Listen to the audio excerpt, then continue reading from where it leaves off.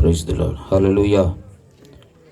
అందరం దేవునికి స్తోత్రం చెప్దాం. హల్లెలూయా, హల్లెలూయా.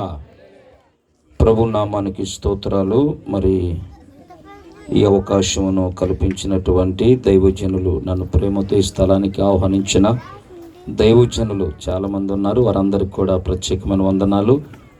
ఈ ప్రాంతానికి రావటానికి కారకులైనటువంటి తిమోతన్న గారు కూడా ప్రత్యేకమైనటువంటి వందనాలు. కూడి వచ్చిన మీ అందరికి కూడా వందనాలు తెలియపరుస్తూ ఉన్నాను.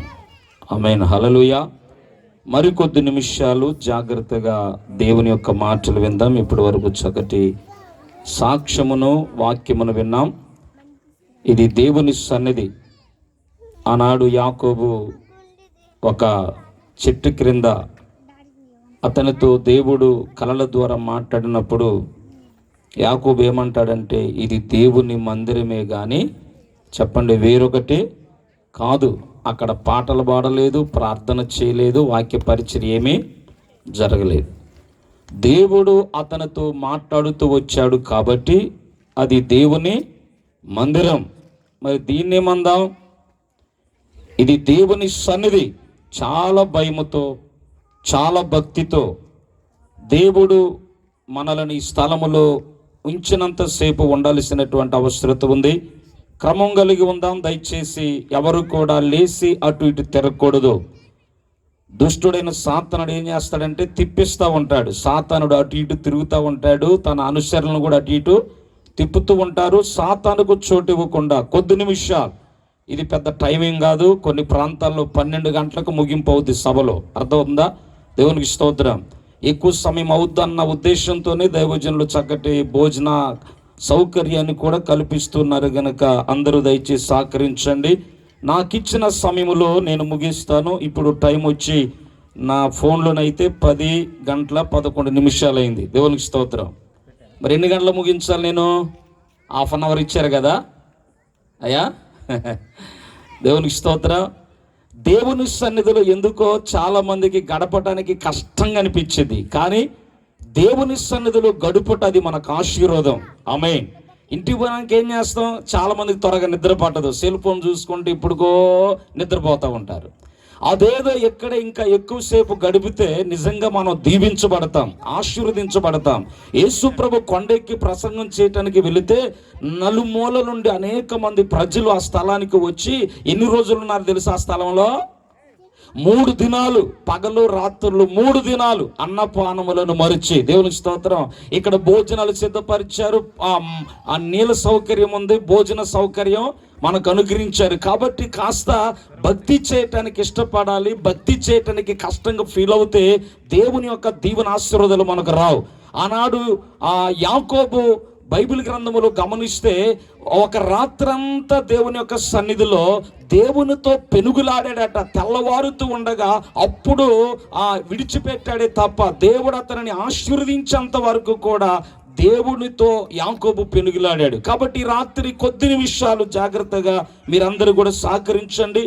చిన్న ప్రార్థన. పరిశుద్ధుడై రాత్రి మరొకసారి మాతో మాట్లాడి మమ్మలను మీరు బలపరచమని యేసు పరిశుద్ధ నామములో అడుగుచున్నాను తండ్రి. ఆమేన్. జాగ్రత్తగా కొద్ది నిమిషాలు దేవుని మాటలు విందాం. యెషయా గ్రంథములో నుండి 30వ అధ్యాయం 1వ వచనం. జాగ్రత్తగా విందాం. ఎవరు గలిబిలి చేయొద్దు. ఇక్కడ పిల్లలు కంట్రోల్లో ఉండాలి.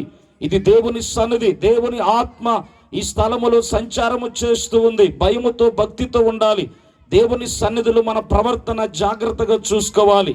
దేవుని సన్నిధికి వచ్చి నిర్లక్ష్యంగా ఉంటే, అశ్రద్ధగా ఉంటే, అల్లరగా ఉంటే దేవుని ఆశీర్వాదం కాదు మన మీదకి వచ్చేది, శాపం వచ్చేది. జాగ్రత్త. ఇక్కడ అల్లరి చిల్లరగా ఉండి వెళ్ళేటప్పుడు శాపాలు మోసపోవద్దు. ఇక్కడికి వచ్చిన వారందరూ కూడా ఆశీర్వాదాలతో వెళ్ళాలి. ఎంతో ప్రయాసపడి దైవజనుడి సభలు ఏర్పాటు చేశారు కనుక మన ఆత్మీయ జీవితానికి సభలు ఆశీర్వాదకరంగా ఉండినట్లుగా అందరూ కూడా సిద్ధపాటు కలిగి ఉండండి. చదవండి. యెహోవా వాక్కు ఇదే, లోబడని పిల్లలకు శ్రమ. చాలు. లోబడని పిల్లలకు శ్రమ. దేవుడు అంటున్నాడు.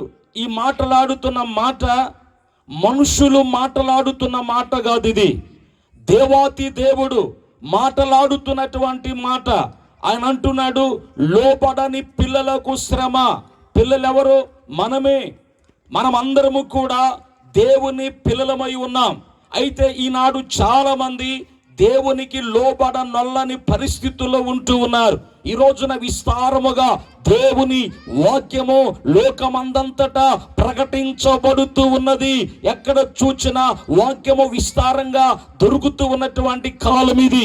అయితే గమనించండి, వాక్యమైతే వింటూ ఉన్నారు, వాక్యమునైతే వింటూ ఉన్నారు, వాక్యము బోధించబడుతూ ఉంటూ ఉండగా వాక్యమునైతే వింటూ ఉన్నారు. కానీ వాక్యమును గ్రహించలేని పరిస్థితిలో, వాక్యమును అవలంబించలేని స్థితిలో, వాక్యాన్ని అనుసరించలేని స్థితిలో, వాక్యానికి లోబడని స్థితిలో ఈ రోజున ప్రజలు కనబడుతూ ఉన్నారు. మనుషులు ఎలాగ ఉన్నారు అనంటే కఠిన హృదయులుగా ఉన్నారు, బండ బారిన మనసు కలిగినటువంటి వారుగా ఉంటున్నారు. అయితే ఈ రాత్రి దేవుని వాక్యము సెలవిస్తూ ఉంది, ఎవరైతే లోబడటం లేదో, ఎవరైతే వాక్యమునకు విధేయత చూపించటం లేదో, వాక్యమై ఉన్న దేవునికి ఎవరైతే లోబడని పరిస్థితుల్లో ఉంటూ ఉన్నారో వారికి శ్రమ, వారికి శ్రమ.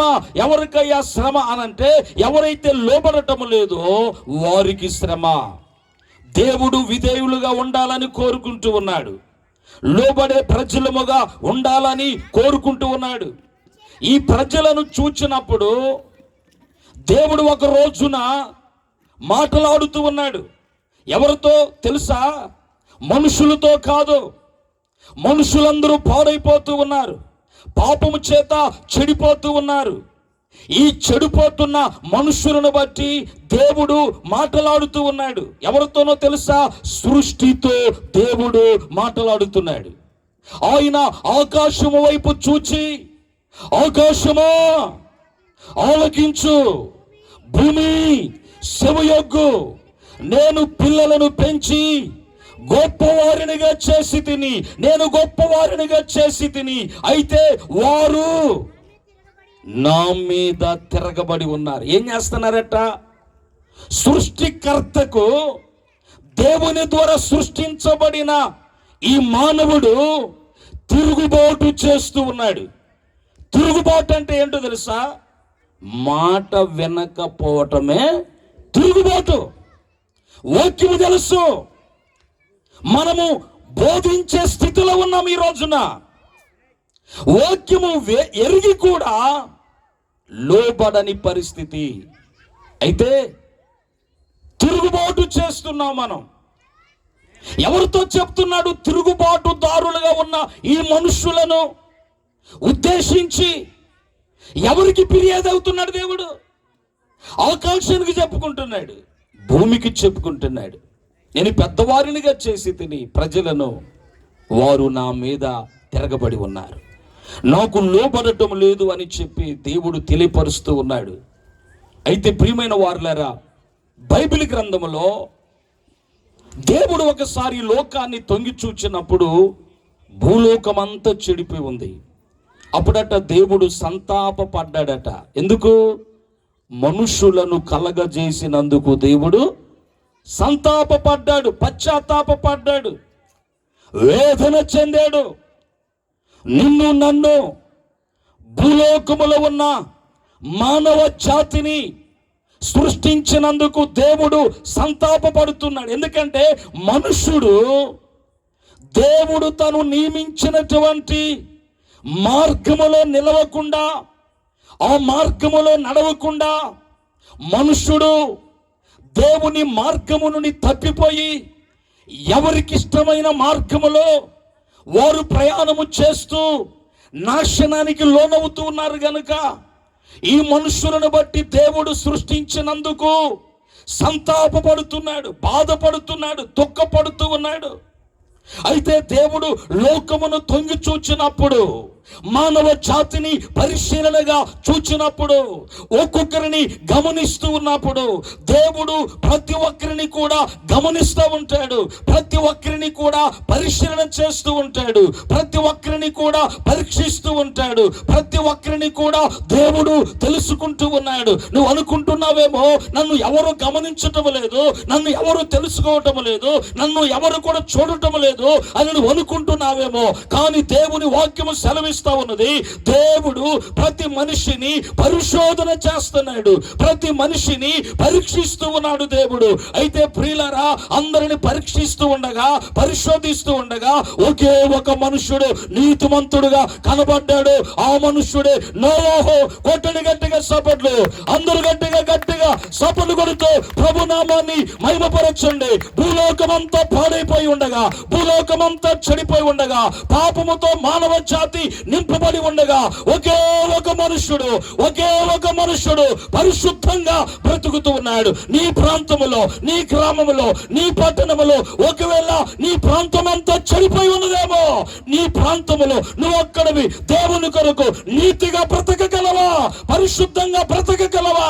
దేవుని ప్రజలారా, ఆలోచించండి. అలాంటి ఒక గొప్ప సాక్ష్యాన్ని ఈ కడవర దినాల్లో, ఈ అంత్య దినాలలో నువ్వు సంపాదించుకొనగలవా?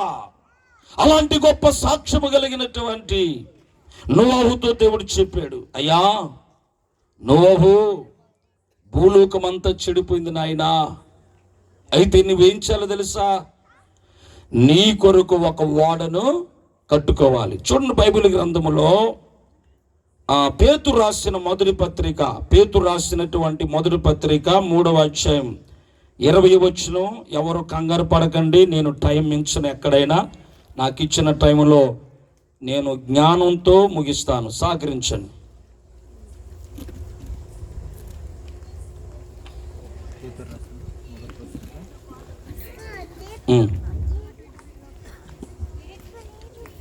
మూడు 20 మొదటి పేతురు పత్రిక. దేవుని దీర్ఘశాంతము చూడండి, ఇంకా కనిపెట్టుచున్నప్పుడు పూర్వము నోవాహు దినములలో ఓడ సిద్ధపరచుచు ఉండగా, దేవుడు చెప్పాడు ఓడను సిద్ధపరచు. ఏం చేయమన్నాడు?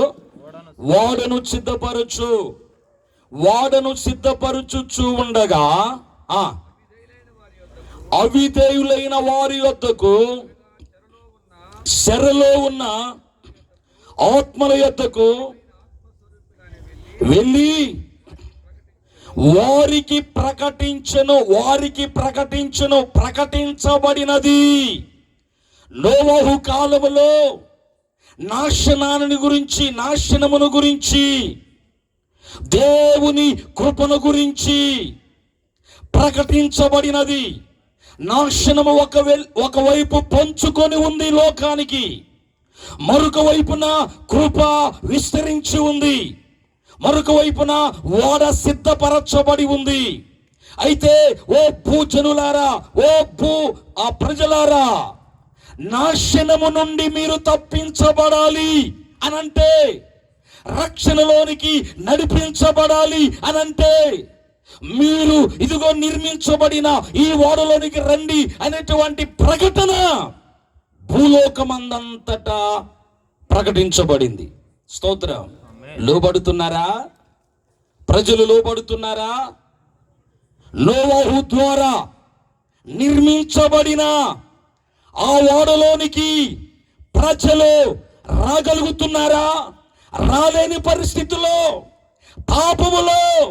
పాపపు ఊపిలో కోరుకుపోయి ఉన్నారు. బైబిల్ సెలవిస్తా ఉన్నది, నోవాహు దినములు ఎలాగ ఉన్నాయో మనుష్య కుమారుని రాకడ దినాలు కూడా అలాగుననే ఉన్నాయి. ఆనాడు ప్రజలు పాపములో బుర్లాడుతూ ఉన్నారు, పాప ఊపిలో కోరుకుపోయి ఉన్నారు. ఆ ఊపిలో దేవుని బిడ్డలారా ఆ నాశనానికి లోనైపోతూ ఉన్నారు. ఈనాటి కాలం యొక్క పరిస్థితి, ఎక్కడ చూచినా పాపం విస్తరించి ఉన్నది. పాపము మనిషికి దూరములో లేదు. ఈ రోజున మనిషి ఇదిగో ఈ పాపమును పట్టుకొని తిరుగుతూ ఉన్నాడు. ప్రతి యవనస్తురాలు వయసుతో సంబంధము లేకుండా ప్రతి మనుషుడు పాడైపోవటానికి ఈ సెల్ ఫోన్ ఒక సాధనముగా ఈ రోజున సాతానుడు అనేక మంది చేతుల్లోనికి తీసుకుని వచ్చాడు.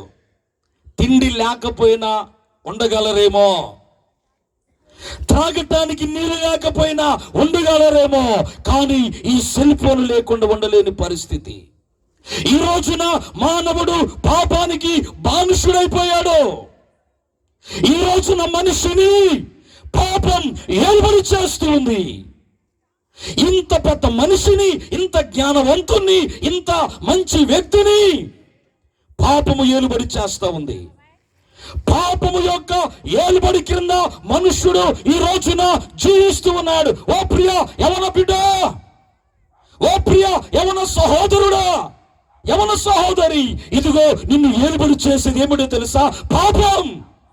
పాపము కాడి క్రింద ఉన్నావు, పాపము యొక్క బానిసత్వం క్రింద ఉన్నావు. పాపము ఇదిగో నీ మీద ఏలుబడి చేస్తూ ఉన్నది. ప్రజలు ఆ పాపమును విడిచిపెట్టి బయటికి రాలేక, పాపమును వదులుకోలేక, పరిశుద్ధంగా బ్రతకలేక, ఆ ఊపిని విడవలేక, వాడులోనికి రాలేక ప్రజలు ఆ ఊపులోనే తిరుగుతూ ఉన్నారు. వాక్యము సెలవిస్తూ ఉంది, లోబడని ప్రజలకు చెప్పండి చెప్పండి శ్రమ.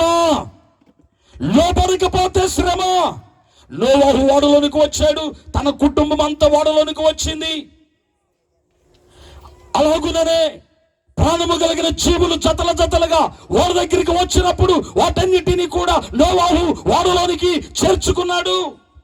ఆ తర్వాత ఓడ ద్వారం మూయబడింది. మిగిలిన పరిస్థితి, మిగిలిన ప్రజల పరిస్థితి ఏమిటి? స్తోత్రం, హల్లెలూయా. ఇబ్బందిగా ఉంది కదా ఈ బోధ, కష్టంగా అనిపిస్తుంది కదా. హల్లెలూయా. ఈ కాలములో ఇలాంటి బోధ లేకపోతే మన జీవితాలు సరిచేయబడవు, మన జీవితాలు కట్టబడవు. రోగం నిమిత్తం హాస్పిటల్కి వెళితే బాగుంటుందా? ట్రీట్మెంట్ చేస్తుంటే ఇది ఒక ట్రీట్మెంటే. బైబిల్ సెలవిస్తుంది, ఖండించాలంట, గద్దించాలంట. ఏం చెప్పాలంట? మనం సేవకులు ఏం చెప్పాలంట? వాక్యం ద్వారా బుద్ధి చెప్పాలట. ఇష్టపడతారా? హల్లెలూయా. అయితే ప్రియా దేవుని ప్రజలారా గమనించాలి, ప్రజలు లోబడలేదు. వాక్యం సెలవిస్తుంది, శ్రమ స్టార్ట్ అయింది. దేవుడు ఎవరితో చెప్పాడు? ఆకాశమా భూమి, ఆకాశమా ఆలోకించు, భూమి చెవియొగ్గు. అయ్యా మేము విన్నాం, ఓకే ఓకే ఓకే మేము విన్నాం, నువ్వు చెప్పిన మాట విన్నాం, ఆలకించమన్నావు, మేము ఆలకించాం. ఆకాశం ఏం చేసింది? వర్షం కురిపించటం ప్రారంభించింది. భూమి ఏం చేసింది? భూమిలో నుండి జలములు పైకి ఉప్పకటం ప్రారంభించాయి. ఆమేన్. సృష్టికర్తకు విరోధంగా జీవిస్తున్న మానవ జాతిని పతనము చేయటానికి, అంతము చేయటానికి సృష్టి పూనుకుంది. ఈ రోజున ఈ సృష్టిలో మనం ఉన్నాం. ఈ సృష్టి దేవుని ద్వారా సృజించబడినది. సృష్టికి కర్త మన దేవుడు. ఆమేన్. భూమిని, ఆకాశమును, సముద్రమును, అందలి ఉన్న సమస్తమును సృష్టించిన సృష్టికర్త అయిన దేవుణ్ణి మనం నమ్మాం. ఈ సృష్టి లోబడుతుంది, సృష్టి లోబడుతుంది. లోబడటం లేదా? బైబిల్లో చూడని ఒక మాట, ఎక్కువ వివరించడానికి అవకాశం లేదు. 106వ కీర్తన 9వ వచనం. త్వరగా 106వ కీర్తన 9వ వచనం. 106:9. ఎర్ర సముద్రమును గద్దింపగా. చూసారా అమ్మా? గమనించారా? సముద్రమును గద్దింపగా అది ఆరిపోయెను. సముద్రం ఏంటి? ఆరిపోవటం ఏంటి? ఆయన ఎర్ర సముద్రమును గద్దించాడు, రెండుగా చీల్చబడింది. సముద్రం దేవునికి భయపడింది. సముద్రమును సృష్టించిన సృష్టికర్త అయిన దేవునికి సముద్రం భయపడింది. నీకు భయం ఉందా? నీకు భయం ఉందా? అమ్మ నాన్న భయం ఉందా? భర్త భయం ఉందా? తల్లిదండ్రుల భయం ఉందా? పెద్దల భయం ఉందా? దేవుని భయం ఉందా? భయములేని బ్రతుకు నువ్వు బ్రతుకుతున్నావు.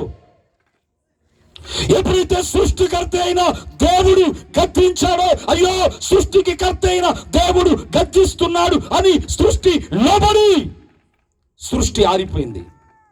హల్లెలూయా. చెప్పాలని టైం లేదు కానీ రోగాలు కూడా భయపడుతున్నాయి. పేతురత్తకి జ్వరం తగిలింది. యేసు ప్రభువు వెళ్ళి ఏం చేశాడట? జ్వరమును గద్దించాడట, స్వస్థపరచడం. హే జ్వరమా పో, కథం చల్లబడిపోయింది ఒళ్ళు. ఆమేన్, స్తోత్రం. గద్దిస్తే జ్వరము లోబడుతుంది. జ్వరమే కాదు, తుఫానుని గద్దించాడు.